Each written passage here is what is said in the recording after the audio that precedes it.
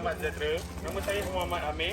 So boleh panggil saya Amir lah. So saya akan menjadi tour guide anda pada hari ini.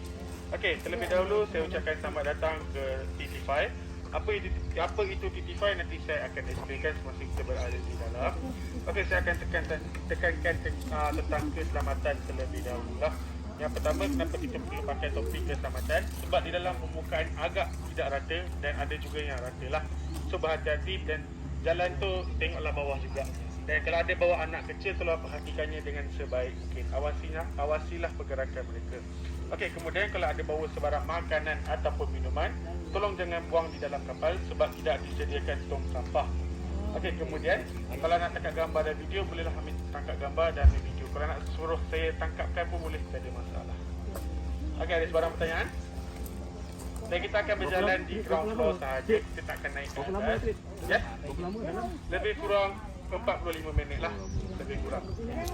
So kita akan jalan di ground floor sahaja. Kita akan naik ke atas. Sebab di atas sangatlah tak selamat untuk bawa visitor naik ramai-ramai. Dalam tu gelap ke? Dalam tu tak gelap. Cuma panas lah sikit.